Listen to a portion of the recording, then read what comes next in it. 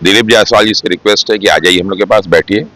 कितने आपको एविडेंस चाहिए बना के लिस्ट लाइएगा और हर प्रकार का एविडेंस आपको मिल जाएगा। लेकिन हम लोग चाहते हैं कि परीक्षा कैंसिल हो, तो हम लोग उसके लिए प्रयास करेंगे जब तक ये पूरा की मांग हम लोग की पूरी ना हो जाए। और 70वीं पीपीसी में जितना भी करप्शन हुआ है, कौन कौन लोग शामिल हैं, उन सब के खिलाफ जो है साहब सारे के सारे सीसीटीवी कैमरे आपके पास हैं और सारा का सारा प्रमाण हमारे पास है।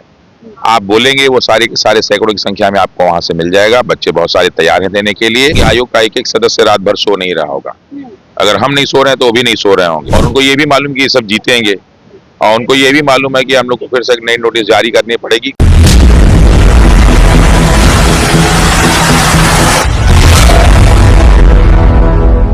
नमस्कार, आप देख रहे हैं संक्षिप्त। मैं हूं आपके साथ अमृता पांडे।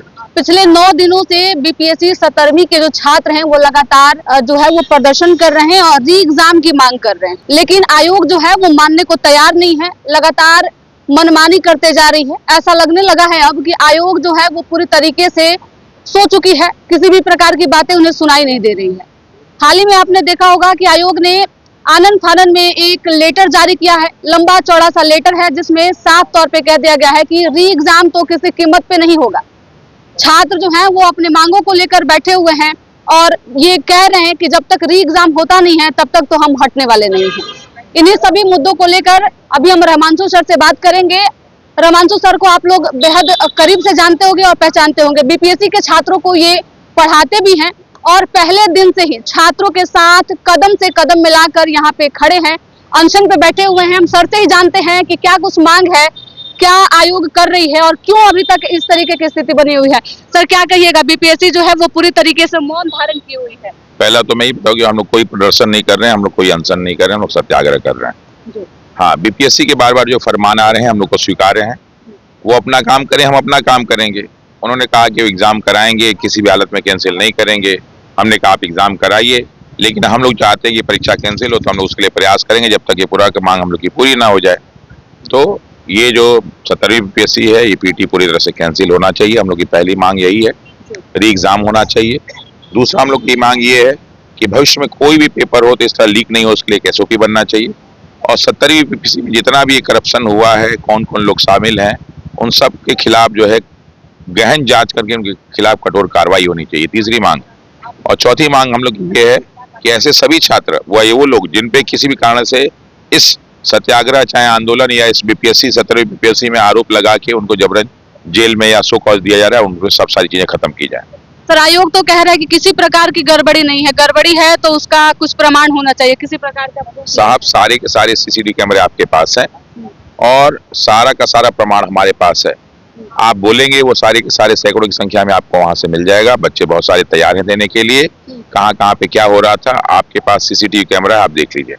पहला प्रमाण तो आप खुद ही दे रहे हैं कि जो सबसे एशिया का सबसे बेहतर सेंटर आपने बनवाया और बिहार की राजधानी पटना और पटना में बीपीएससी के जो है ऑफिस से कुछ ही क्षणों की दूरी पे है। जब वहां इतना सारा खेल हो गया, जो खेल होने से चूंकि पटना की राजधानी हो रहा था, सारी चीज सामने आ गई, तो बाकी सबका क्या होगा। सर अमूमन ऐसा देखा जाता है कि जब एग्जाम होता है तो जैमर लगाया जाता है, लेकिन क्या स्थिति रहेगी? ऑनलाइन माध्यम से आप देख रहे हैं कि पूरा क्वेश्चन पेपर जो है वो तैर रहा है। हाँ देखिए, तो कहीं ना कहीं आयोग की लापरवाही तो है। बहुत सारे मैसेज ये लोग भेज रहे हैं कि ऐसा ऐसा काम हुआ है और हर जगह मैं पेपर भी वायरल हो रहा है। तो बताने की क्या जरूरत है। सब लोग अब तो सब एकदम खुल के आपको देने के तैयार हैं और सब अपना एडमिट कार्ड भी जमा कर रहे हैं कि ये लीजिए वो लीजिए। सर लगातार यहाँ पे नेता लोग भी आ रहे हैं। तेजस्वी यादव आए हुए थे, पप्पू यादव आए हुए थे। क्या कुछ इन लोगों का स्टैंड है? देखिए, सभी लोग हम लोग की समस्या से अवगत हुए। प्रतिनिधि का यही काम होता है कि जनता के साथ क्या समस्या है उसको जाने। कितनी समस्याओं का समाधान हो पाता है नहीं हो पाता ये अलग बात है। तो पक्ष की तरफ से कोई अभी तक आया है? पक्ष की तरफ से हम लोग को कोई भी किसी प्रकार का ना आश्वासन ना कोई सहयोग मिल रहा है। हाँ। तो ये सारी चीजें हैं। सर छात्र जो है वो आज 9वां दिन है, बैठे हुए हैं यहाँ पे। आप लोग जो सत्याग्रह कर रहे हैं, लेकिन आयोग किसी प्रकार से सुगबुगा नहीं रही है। तो कब तक इस तरीके का ये आपको ऐसा लग रहा है कि आयोग में सुगबुगाहट नहीं है? मुझे विश्वास है कि आयोग का एक एक सदस्य रात भर सो नहीं रहा होगा। अगर हम नहीं सो रहे हैं तो वो भी नहीं सो रहे होंगे। कि ये आखिर चाहते क्या है सब उनको मालूम है और उनको ये भी मालूम कि ये सब जीतेंगे और उनको ये भी मालूम है कि हम लोग को फिर से एक नई नोटिस जारी करनी पड़ेगी। 17वीं बीपीएससी पीटी परीक्षा जो है पूरी तरह से रद्द की जाती है। तो जारी हुई है कि 4 तारीख को एग्जाम होगा। हाँ, उनका फिर एक और नोटिस जारी करेंगे कि 17वीं बीपीएससी परीक्षा पूरी तरह से रद्द की जाती है और नए सिरे से और अच्छे पेपर के साथ और अच्छी सुरक्षा व्यवस्था के साथ ये पेपर फिर से संचालित किया जाएगा।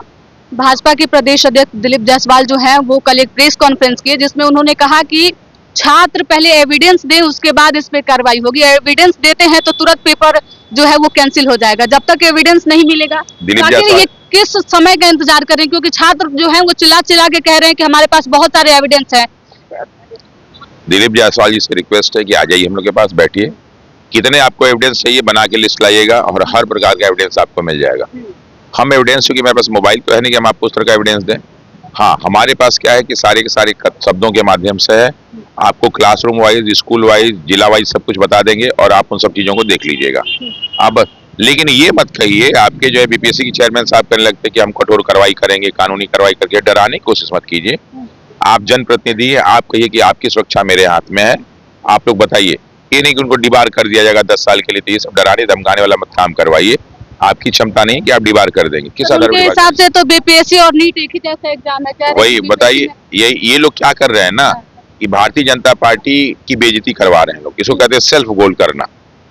जब आपको ज्ञान पूरा ना हो तो बोलने की आवश्यकता नहीं है। नीट का पेपर अलग है, बीपीएससी का पेपर अलग है।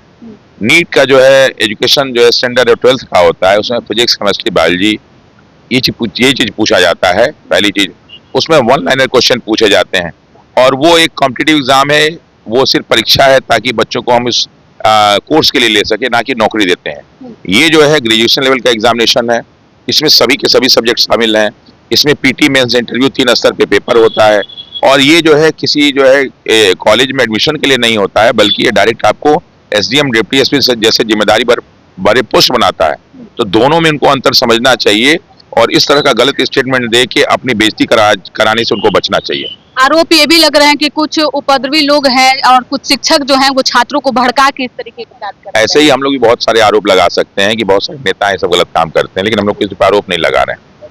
अगर उनको लगता है कि उपद्रवी हैं, उनको लगता है कि शिक्षक भड़का रहे हैं, तो आपके पास ये कैमरा, आपने मुझ से बोला है कि हम कितनी बार बच्चों को भड़काए हैं, और हमको लगता है कि हम लोग भड़का रहे हैं तो स्वागत है साहब, आइए और जो भी आपको कठोर कानूनी कार्रवाई करनी हो करिए। हम लोग उसको स्वीकार करते हैं। अगर हम गलत हैं तो हमको न्यायपालिका जेल में भेज देगी और गलत नहीं है तो हम बाहर आप लोगों के बीच में रहेंगे। तो इस कार्यक्रम में जो लोग शामिल हुए थे उसमें कई लोग जो है वो बीमार पड़ चुके हैं। खबर ये भी आ रही है कि एक स्टूडेंट जो है वो आत्महत्या कर लिए हैं। नहीं, ये सब यहाँ का खबर नहीं है, ये खबर कहीं बाहर का। छात्र जो है कहीं ना कहीं एग्जाम से जो परेशान हो रहे थे।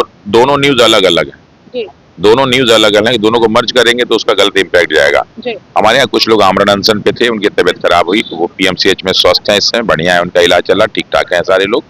और ये सुसाइड वाली घटना है, किसी पाली जगह की कोई घटना है, वहाँ पे किसी लड़के ने सुसाइड किया था, जिसके बारे में हम लोग नहीं जानते, ना ही वो कभी यहाँ पे अनशन में आया ना कुछ आया। वो कौन है उसके बारे में हम लोग को सूचना नहीं है, क्या वास्तव में बीपीएससी का स्टूडेंट है या किसी और का है। तो अगर वो बीपीएससी का स्टूडेंट होता है, सारी जानकारी हम लोग को मिलती है, आप ही लोग के माध्यम से मिलेगी, तो हम लोग शाम को उसके लिए कंडोलेंस भी करेंगे। सर, लगातार छात्र जो है वो ये सत्याग्रह पे हैं और लगातार री एग्जाम की मांग कर रहे हैं। आप भी पहले दिन से यहाँ पे हैं। रहमांशु सर कब तक छात्रों के साथ रहेंगे? ये सत्याग्रह की कोई टाइम लिमिट नहीं होती है, जब तक हम लोग के लक्ष्य पूरे नहीं हो जाए। जैसे लड़का जब बीपीएससी की तैयारी करने आता है तो उसे पूछा जाता है कि कब तक तुम तैयारी करोगे, तो कहता है कि जब तक हम सिलेक्ट नहीं हो जाएंगे तब तक हम तैयारी करते रहेंगे। उसी प्रकार हम लोग कब तक यहाँ बैठे रहेंगे, तो जब तक हम लोग के पक्ष में रिजल्ट नहीं आ जाएगा तब तक हम लोग यहाँ बैठे रहेंगे। चलिए, हमारे साथ रहमांशु सर थे जिनसे हमने बातचीत किया। पहले ये धरना स्थल जो है धीरे धीरे धरना के लिए यहाँ पे छात्र बैठे और धरना जो है वो धीरे धीरे अब सत्याग्रह में बदल गया। छात्र अपनी मांगों को लेकर डटे हुए हैं, लगातार कह रहे हैं जब तक री एग्जाम नहीं होगा तब तक छात्र यहाँ से हटेंगे नहीं। आयोग को झुकना होगा और सरकार को भी कोई कड़ा कदम उठाना होगा, वो भी छात्र हित में, तभी छात्र जो है यहाँ से हटेंगे। हमारे साथ रहमांशु सर थे जिनसे हमने बातचीत किया। इन्होंने कहा कि बीपीएससी के छात्रों को ये पढ़ाते भी हैं और इसके साथ जब तक ये छात्र यहाँ रहेंगे, जब तक इनके पक्ष में फैसला नहीं हो जाएगा तब तक ये छात्रों के साथ बने रहेंगे। फिलहाल इस रिपोर्ट में इतना ही।